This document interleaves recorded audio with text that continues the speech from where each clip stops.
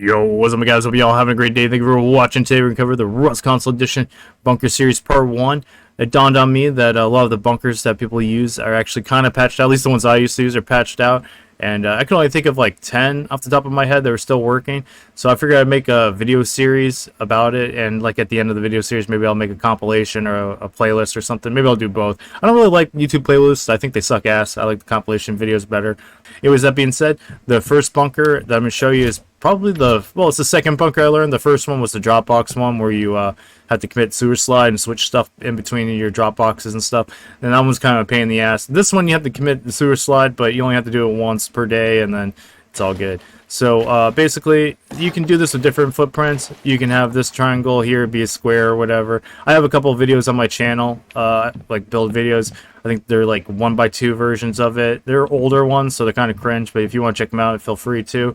And I'll show you like another variation after this one, but just to make things simple, we're going to make a circle base because circle bases are cool. So here's the core of the base that we want to protect right here. Oh, that's not what I wanted to do. Sorry if my building's slow and sucks. I've been playing Dead Side a lot lately, and the building's different on there. It actually sucks ass. They really need to work on it, but Dead Side's fun. I like the gunplay in that game. Anyway, that being said, let's go ahead and make our circle base here, and say we just door camped our clan neighbors, and they're really pissed. And they're probably gonna wait for us to get off to fucking raid the shit out of us, and butt touch us in the night. So we're gonna get off to eat our chicken nuggies, and we want our base to be safe. Actually, here, let me upgrade everything to stone, so we can role play here a little bit better.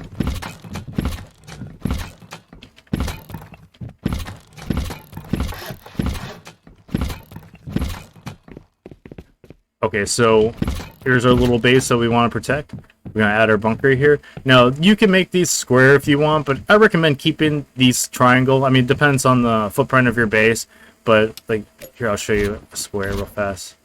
If I want to upgrade this to high qual, it costs 25. If I want to upgrade this, it's only 13. So it's basically half the cost. It's a little bit more, but if you're solo, this is a lot cheaper. It's the way to go, just to try to stick with triangles. So you want to seal up your base or whatever, so you don't get raided while you eat your chicken nuggies for dinner.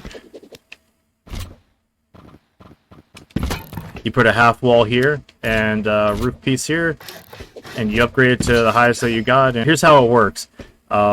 These don't give stability. Only that half wall gives stability to this. And if you want to know if somebody's using this type of bunker, you can see the stability difference. See, all foundations are going to have 100. If you see something that's supposed to be a foundation, it has less than 100. It's usually 24 every time I've seen it with a hammer. That means you have a bunker. Now, when you log back on, you know, you're done eating your chicken nuggets and you know, your dino chicken nuggets, and you want to play again, you're going to commit the sewer slide, spawn in on your bag in here. Make sure you have a bag in here. I think I forgot to mention that.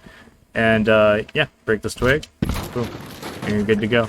And it only costs 7 high qual to seal this, so it's relatively cheap to do, and that's why one of the reasons why people use this bunker a lot. It's kind of cheap and it's easy to make, and I don't think they'll ever patch it out.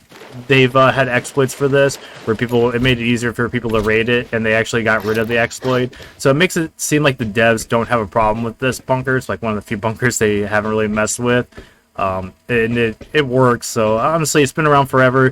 I would learn how to make this, like have at least one base that you like with this footprint or with this bunker design. So like say your base that you use, like your bunker that you normally use, gets patched out or something, you know, whatever, you have a base that you can fall back on with the bunker. That being said, there is some caveats. These are weak, so if somebody breaks that, they can get right in here. So that's why I said you want to make these high qual as soon as possible, at least metal. If you make these stone, I mean, people can jackhammer raid them pretty easily. I mean, even metal, if you know, piss off enough people, they can just come in here with a few jackhammers, and you know, it doesn't take that long. I think it's like 5 people with 5 jackhammers. A clan can do that no problem.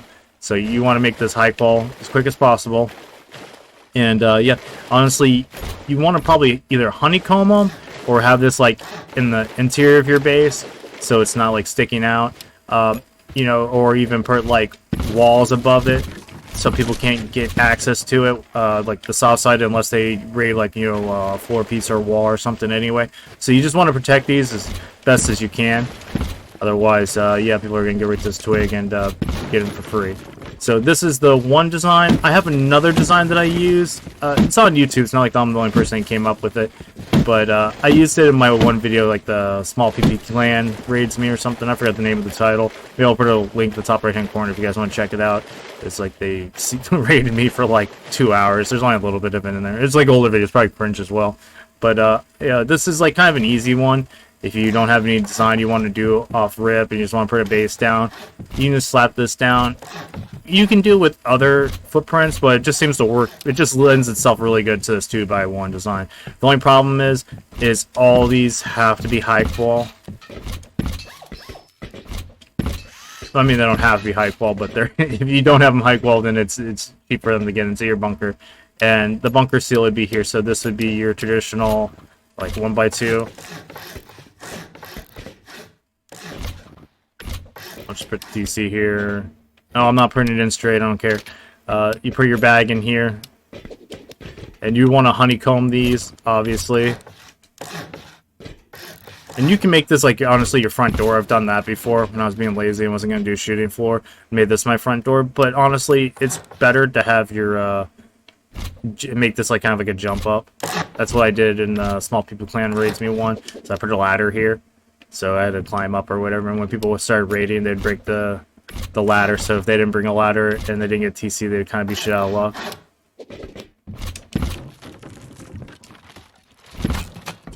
And you just put the half wall here. And, I'm gonna break this, but it's not a pain in the ass.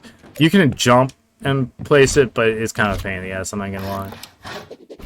You upgrade this. If this is all high qual, this one doesn't necessarily have to be high qual. I mean, it's better if it is, obviously. But yeah, this is what they see when they come down here.